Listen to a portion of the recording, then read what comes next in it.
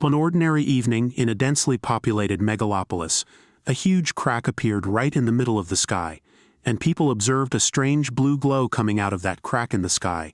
This bright blue light quickly spread throughout the world, and the people called it mana.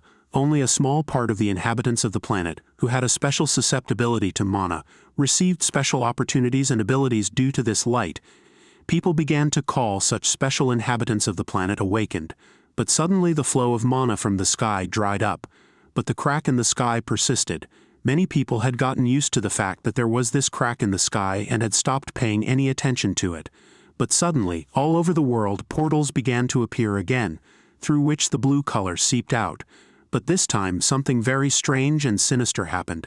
As if out of nowhere, a stream of blue light replaced the red color, and scary big monsters began to appear outside. The people nicknamed such openings gates. Terror and fear gripped the inhabitants of the planet, because an endless stream of these monsters came out, scaring everyone around. Panic and chaos engulfed the entire population of the city. But among this frightened crowd there was one hero who was not afraid to make a challenge to these terrible monsters. And from that moment on, there was a cataclysm in the world. I thought that once I became awake and aware, everything would change. I just didn't want to work my ass off anymore. Seeing nothing happen, it's not what I dreamed of. I certainly never wanted to fall in this unequal battle oppressed and defeated. But now I have superpowers, and I have to protect this planet and my loved ones. In the next moment, an incredibly powerful throw releases a razor-sharp dagger from our hero's hands, which unfortunately bounces off the huge ice monster, and does it no harm. From such insolence, the monster is very angry and prepared to deliver his crushing blow. His throw was so powerful that it took an incredible effort just to stay on his feet. In the next second, the monster managed to knock our hero down, and falling into a huge abyss, a flood of new thoughts swept over him. I just wanted to be a friend to someone, meaningful in this life. But it seems like I'm just a useless D-rank maker. Everyone laughed at me if I introduced myself as a hunter. And after all the long days of battles and battles, I knew my life would end like this someday.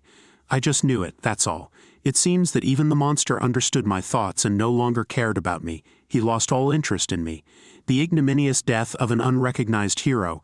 No, it's too soon for me to leave this world. I'm not done, and I'm not done yet. The ice monster came to life again to destroy our hero with its last powerful strike.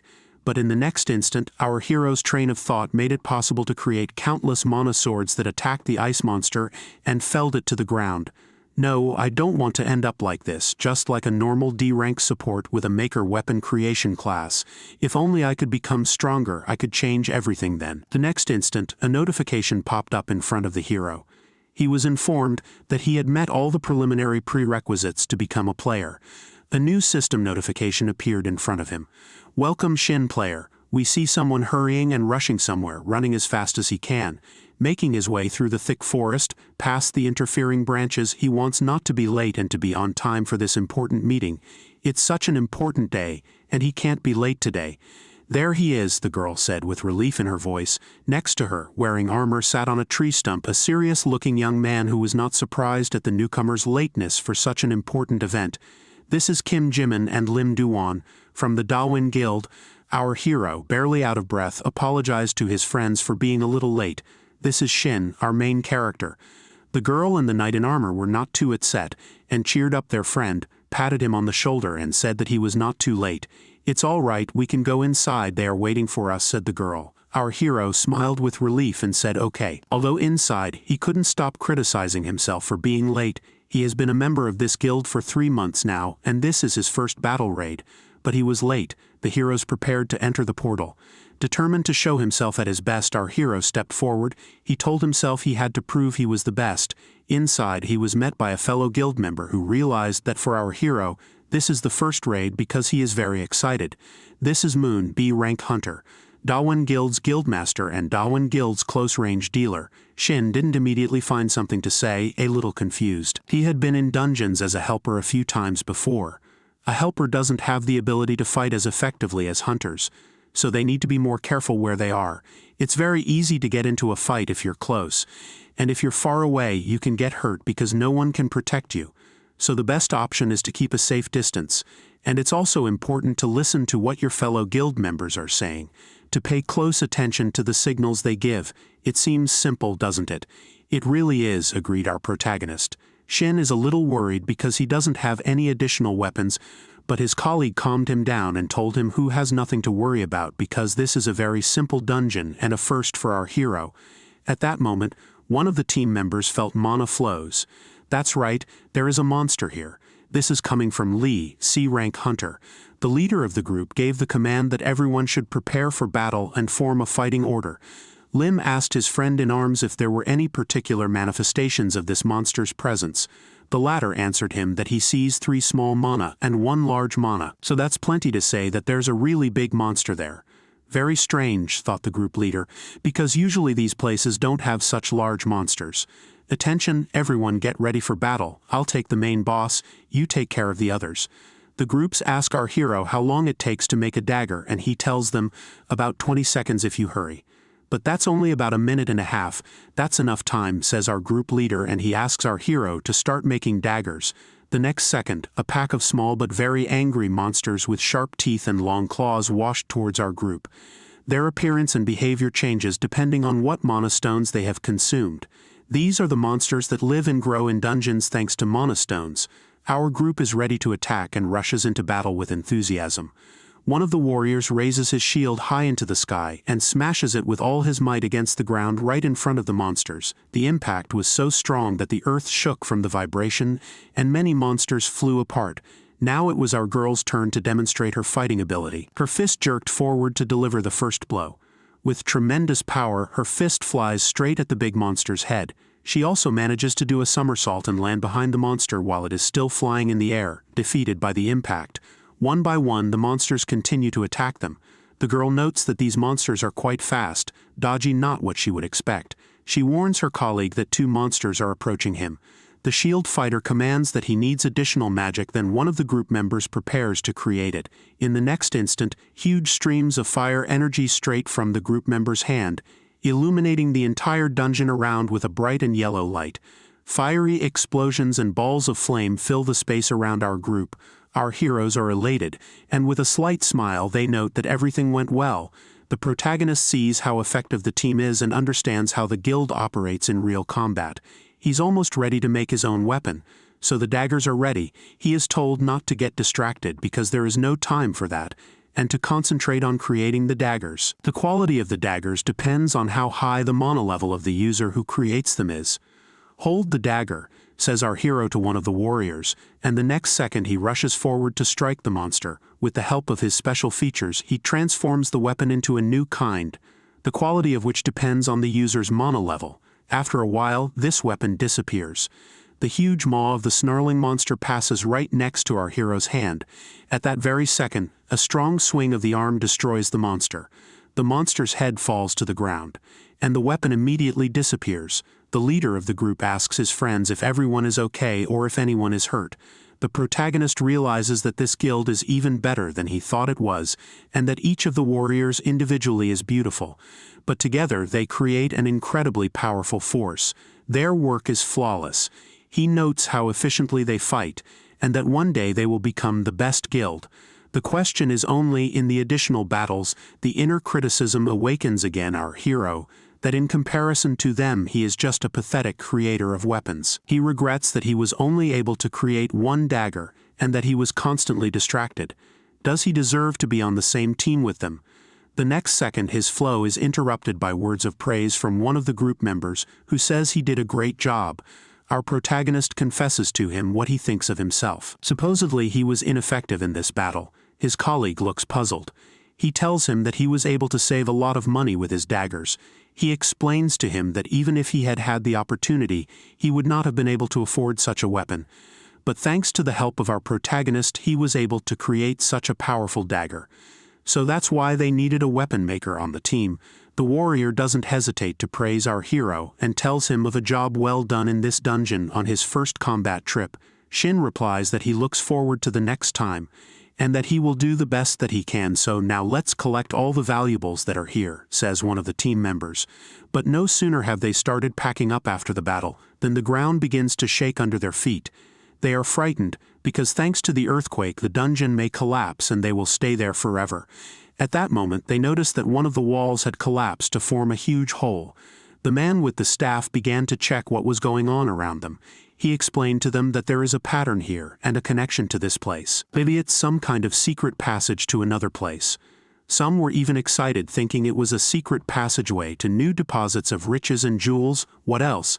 This opinion is shared by the warrior girl, who is eager to go inside. The group leader asks if something inside can be recognized and is told that it cannot. A quick analysis is made and a decision is made to move forward. The decision is made and everyone starts moving. Barely containing her emotions, the girl runs ahead of the group, anticipating the jewels. But the next moment a huge monster appears right in front of them. It was a trap. It was a trap. Everyone turned around and began to scatter to the side. How was this even possible? The protagonist, with terror in his eyes, runs away as fast as he can. Unfortunately, the whole group dies except for him. This monster was not supposed to be in this dungeon. The hero tells himself that he has never heard of such a monster that could not be detected with magic. That's just unbelievable. It continues to chase our hero and is about to catch him off guard. He almost catches him. The monster strikes with incredible force, and the protagonist, as a soccer ball, flies away. He hits the ground with terrible force, and blood flows from his mouth. He orders himself to pull himself together because he doesn't want to die like this. He immediately starts creating daggers to defeat the monster. The daggers are ready, and he launches them into the battle. The first dagger hits the monster in the chest but does not do any damage and bounces away. Now the monster is even more angry, and with all his strength he hits the ground on which the hero is standing, and he falls under the water. While he is still conscious, he thinks about the fact that his life may end like this, and that he was not able to help his team with his abilities. He finally met the very guild that always needed him, but he couldn't show all his abilities. And in the end he is defeated, and couldn't do anything. Probably someone else in his place would have done more. Regret for his sad fate envelops his heart. It was a dream he would never be able to realize. Suddenly, a system notification appeared. It said that he had fulfilled all the prerequisites to become a player. His eyes opened wide in amazement. A bright light flashed all around him. A scream of joy and air bubbles burst from his mouth. New system notification. Welcome, Shin. The protagonist is very much surprised, and a new system notification pops up saying that there is a reward waiting for him, and a question: does he want to check this reward? The choice is yes or no. Being in such a situation underwater, he has no other choice but to press yes. He is completely unaware of what is happening, and after his choice he can step on virtual daggers underwater. He rises to the surface and sees the very monster that is here. New notification. The protagonist is informed that he has the ability to inherit past life experiences. After that, a blue aura forms around his body, but the monster also stares fiercely at the protagonist. Notice, his bounty is fully loaded and ready. A bright flash of blue light illuminates his gaze, and a blue glow appears in his eyes. Then a huge number of balls made of mana fly towards the monster and hit it from all sides. These swords knock the monster to the ground. What just happened? Our hero cannot gather his thoughts. What's going on in my head, he thought. Some new thoughts that weren't there before, memories I never knew I had. As he thought about his new sensations, the monster lunged to attack. A fist flies towards the protagonist, but he blocks this blow by creating a protective shield. The swords don't seem to have done any damage, and the monster is full of strength, attacking again. Even if it is a golem-type monster, it has impressive strength. The protagonist felt the strength to fight this monster. Thanks to his new memories, he realizes that the monster's weaknesses are the same as before, so there is a chance to defeat it. This type of monster has almost no vulnerabilities because it has the ability to regenerate from injuries. If that's true, then this monster only needs to take multiple blows from different directions. The protagonist activates a matrix network around him. Thanks to the structure formed, a multitude of swords struck the monster from different directions. The protagonist gathered all his strength into a fist, and more swords began to strike the monster from all sides. A bright flash illuminated the surroundings, and an explosion erupted, shattering the monster into pieces. Shin breathed a sigh of relief that it was finally over. He had not expected such a quality of attack from his newly acquired abilities, so he was beginning to have more faith in his own strength. A new notice appears. He defeated the boss, but he still can't see the dungeon information or monster information. The data is closed. A strange glow begins to appear over the monster's ruins. New message again. New ability level activated. Magic absorption. A small-sized sphere appears on his hand. He has no idea what it is. Okay, we need to figure out what just happened, he says to himself. A new notification appears, saying that he is inheriting an experience from last time. What last time exactly?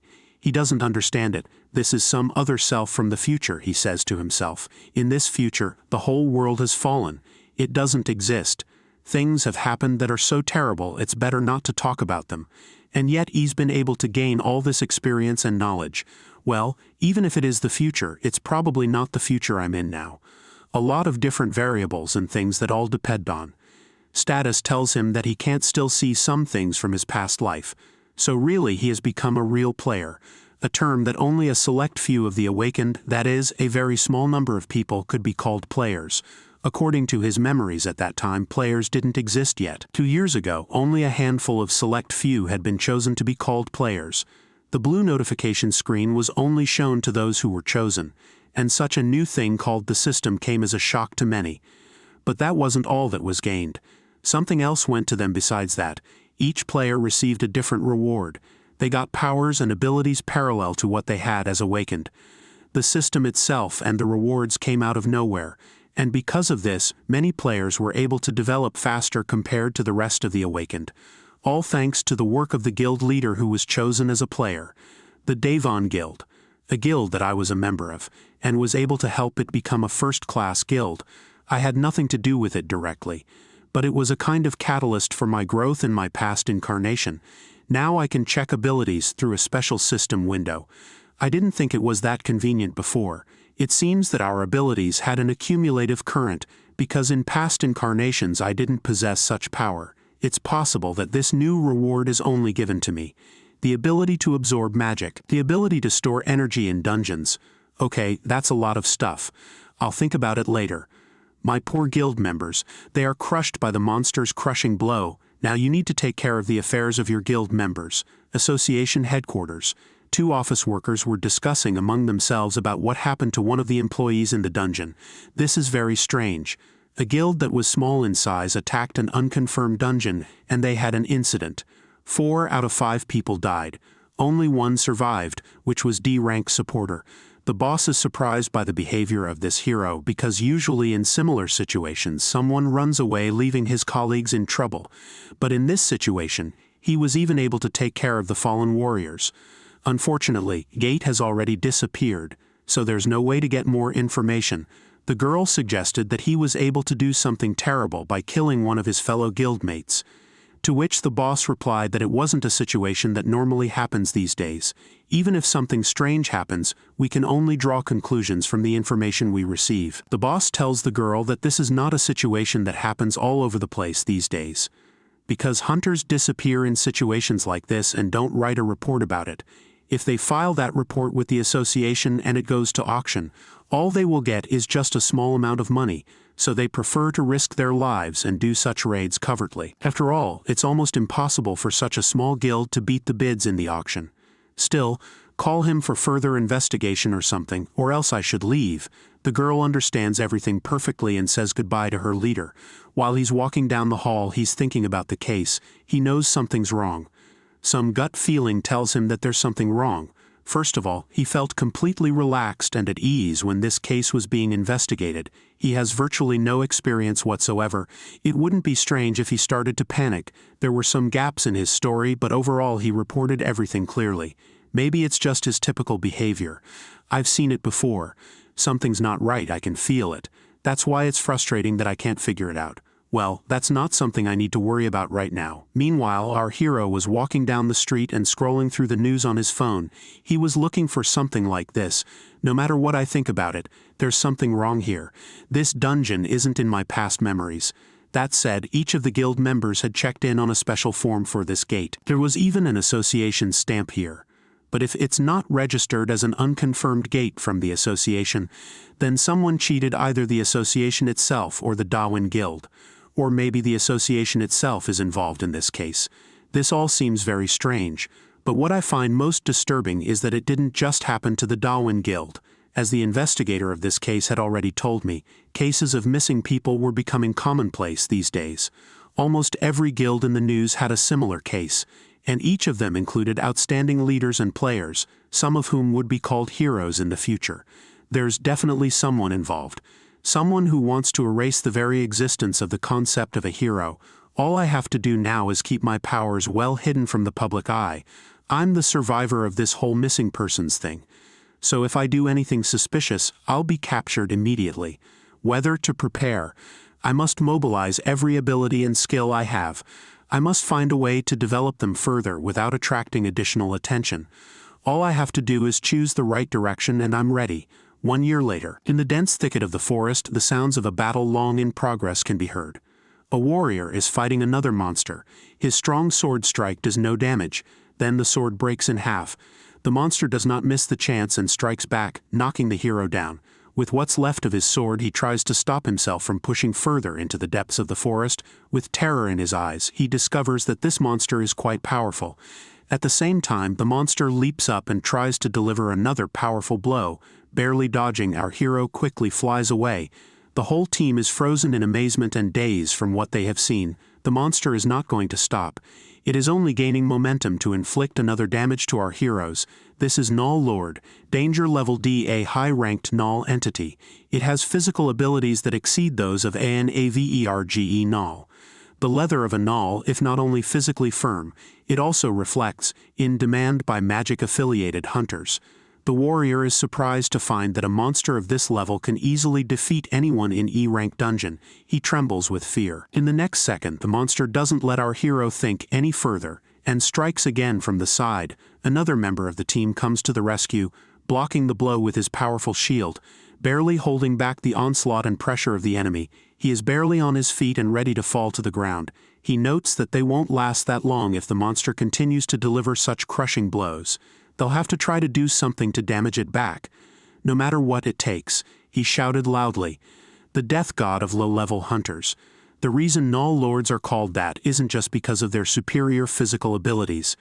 Because monsters of that rank or weak to magic, no matter how low-level an adventurer party is, they highly rely on magic.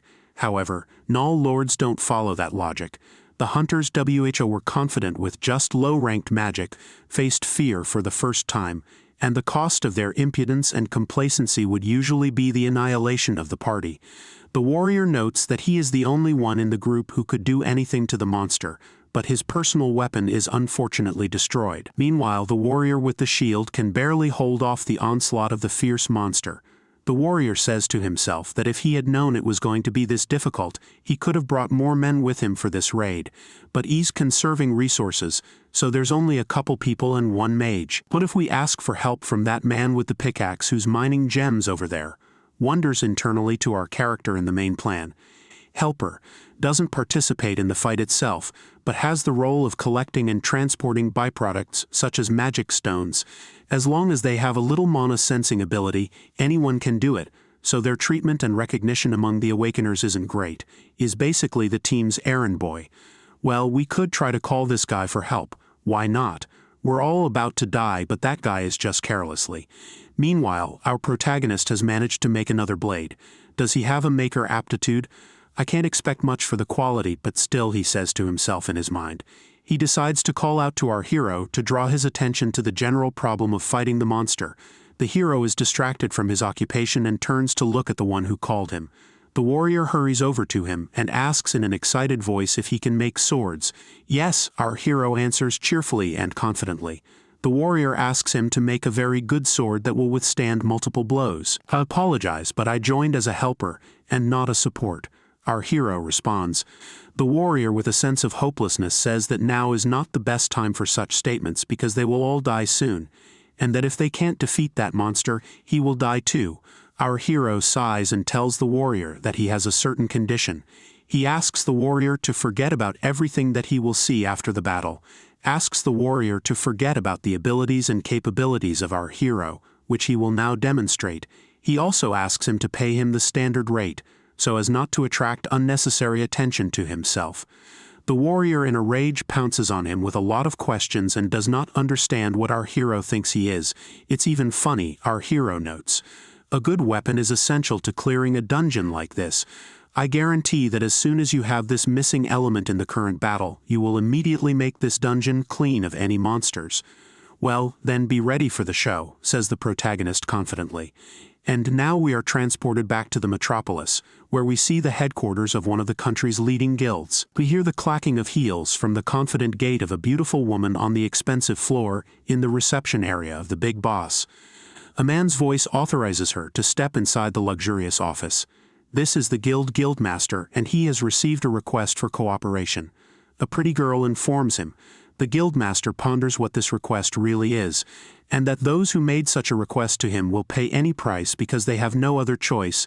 There are barely any awakeners. WHO can enter a gate that's been forced closed. The guildmaster is looking at the latest news online and notes to himself that he's seen this face before. A few weeks ago, a dungeon with a ranking error appeared at Seoko-dong. I happened to have been dispatched to the area, so I dropped by the scene. The guildmaster tells us about an incident in the recent past, and he saw our protagonist in that place. But according to the report, the main character was just an aide. Even if more have been appearing, the chances of an error dungeon are still rare, and the rank error dungeons with survivors can be counted on one hand. But this helper participated in a party where everyone survived not once, but twice. This can't be a coincidence. It seems that more and more rank error dungeons have been appearing recently. A few days ago, a D-rank dungeon switched into a B rank, and the entire party annihilated instantly. The Awakeners Association must be having a headache. There are a lot of people criticizing the association. Since it's undoubtedly the job of the Awakeners Association to guess, analyze, and announce the ranks of the dungeons, that Ajusi at the association must be suffering right now. Well, those with the trespass skill in our guild are gaining more income. Let's take on additional commissions for a while and just watch the situation. The guildmaster finishes his analysis and gives the girl certain instructions. He continues, "Anyway, what about what I asked you to look into?" To which the girl with red hair replies embarrassed, "I looked into it here and there, but I couldn't find a weapon maker. WHO is A-ranked or higher, but I received a B-ranked weapon from a Japanese blacksmith. Would you like to test it? You know how any weapon below a ranked will get destroyed as soon as I use my skill." To which the guildmaster replies, "Oh well, there are few makers WHO are willing to start with. Keep looking into it for now. I'm reaching my limit of wasting weapons like this," says the man getting up from his chair. "Yeah, I got it," replies the girl. At that time there is a knock on the door and another man enters the office. He reports to the guildmaster that something strange has happened. The stout man in the white shirt continues his report. The dispatch request sent by the association. I checked the location, and it's the D-rank dungeon where some of our newbies entered as a free attack team. Then the guildmaster asks him his question. And what was the measured rank after they entered? The man answers the guildmaster, C rank, and an upper C rank at that. The guildmaster sighs heavily and says, "I can't lose my newbies. It seems like an urgent situation, so I'll go myself." We are transported to the center of the city, where ordinary people and journalists are crowded around a huge portal.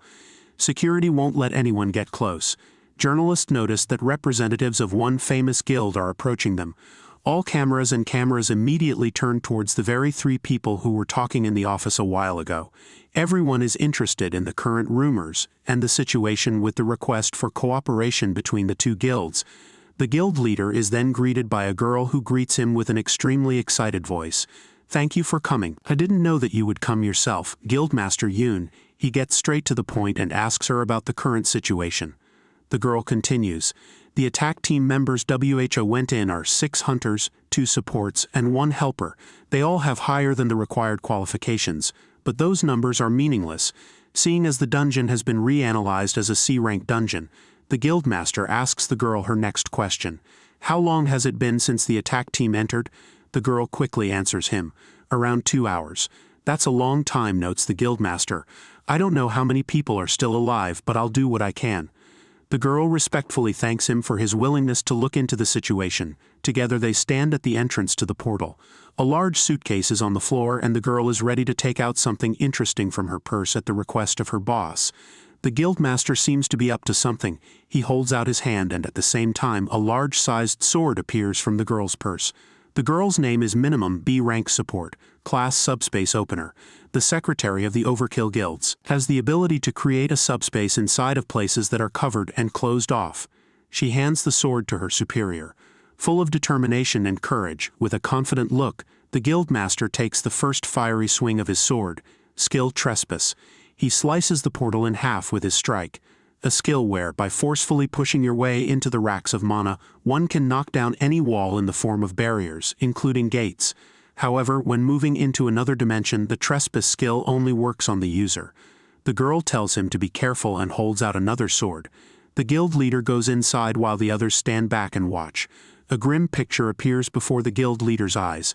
The smell of the recent battle can still be smelled in the room. The remains of monsters are scattered everywhere. There was complete chaos and death was flying through the air at the speed of light. The guild head notes that since the temperature and humidity here is so high, it must be a reptilian monster. Seeing how there are no pollutants on the floor, it's a monster with some level of intelligence and thoughts. And considering the rank of the dungeon, the answer is simple.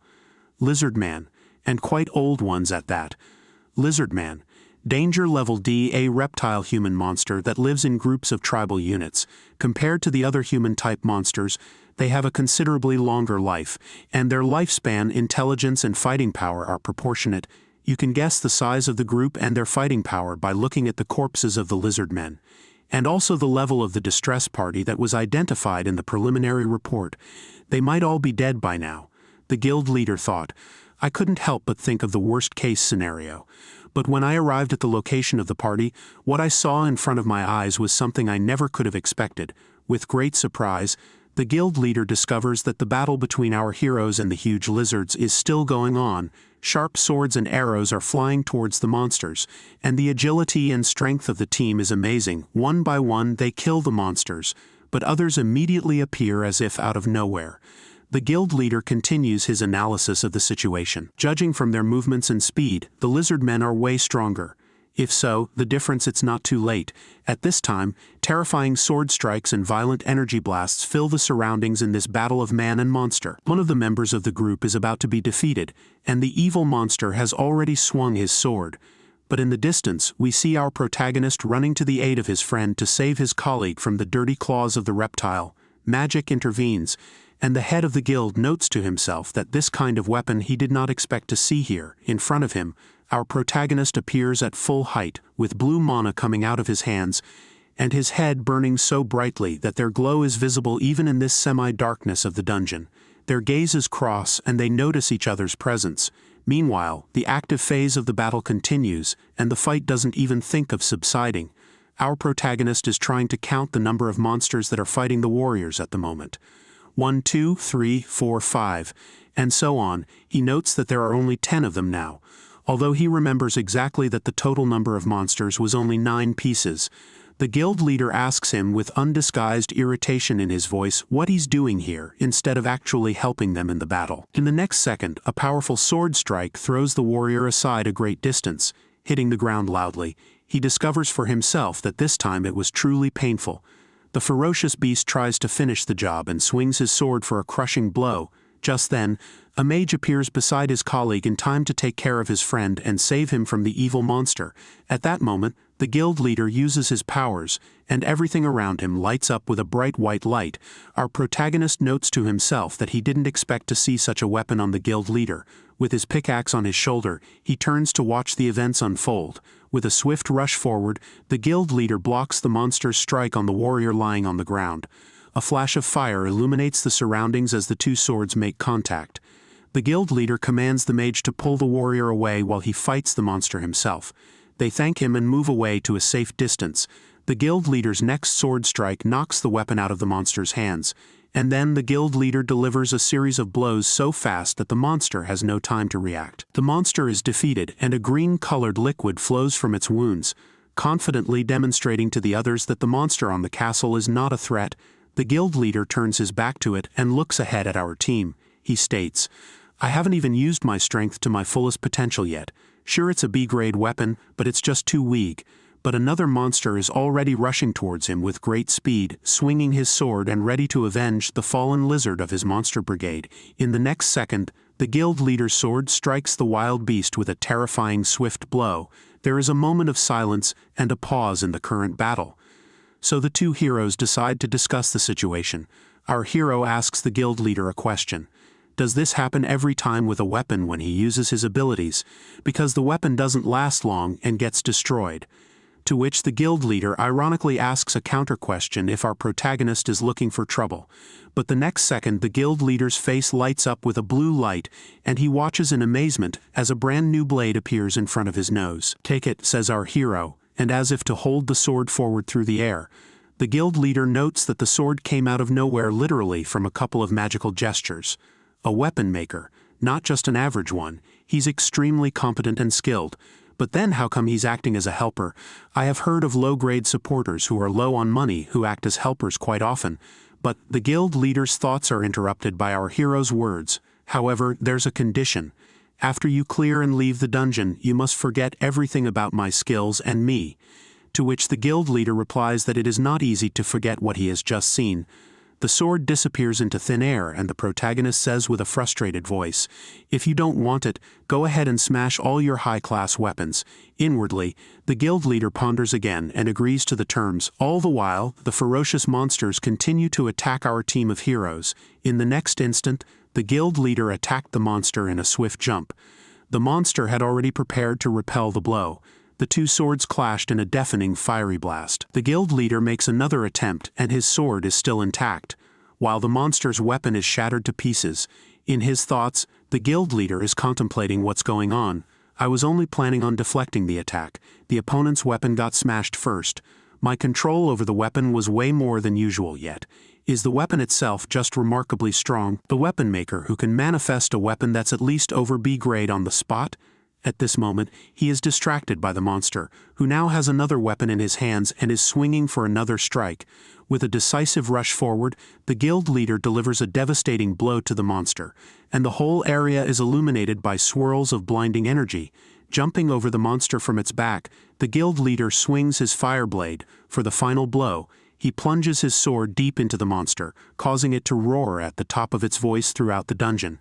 Streams of green liquid fountain out of its mouth. The monster is destroyed. The guild leader notes that there is not a scratch on the blade. At this time, the joyous team members run up to him and thank him. The guild leader is happy to note that none of the team members are injured. Meanwhile, our hero collects mana crystals, while the other members of the team discuss the past battle and the participation of the mysterious guy. Thanks to that person there, they managed to hold out. The guild leader turns towards our hero to ask his name. He replies, "What's the point in learning the name of a mere helper?" The guild leader explains to him that they must address each other somehow, and he tells him his name. The protagonist, after some thought, stands up and says his own. "I'll leave the monastones at the gate entrance," the protagonist offered. The guild leader stopped him and offered to go with him to the boss. He continued his thought. "This dungeon has already turned into an error dungeon. That means if we don't defeat the boss, no one can get out, whether they're a helper or a supporter.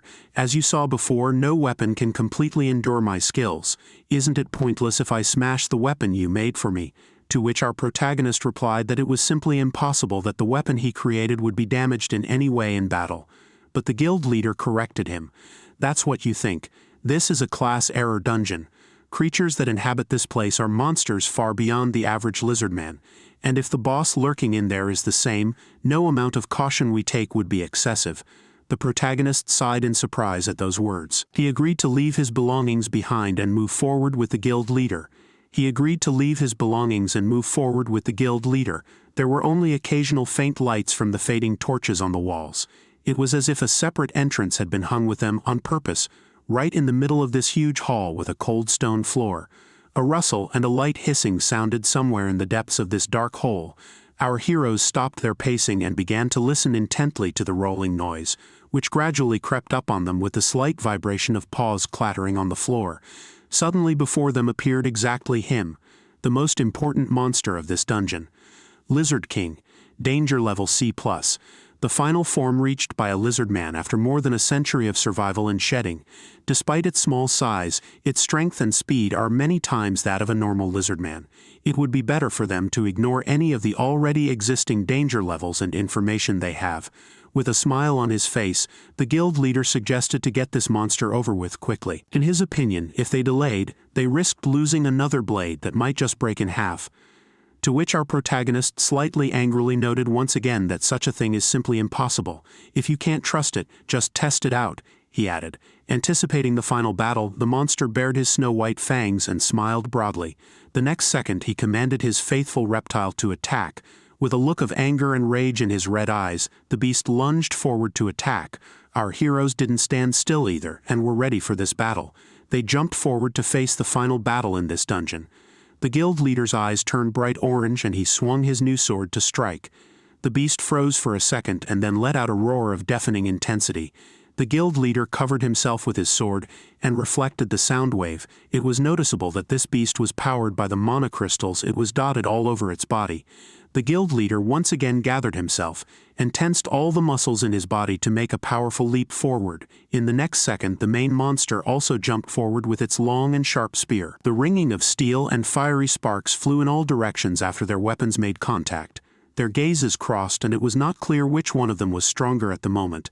They bounced off each other like basketballs, only to fight again a moment later.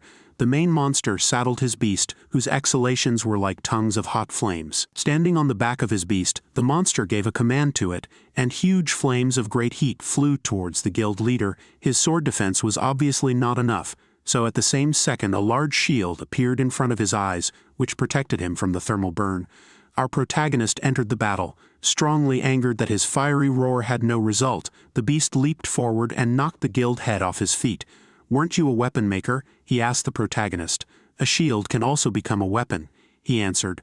The head of the guild could ask our hero a lot of things, but for now the fight is not over yet.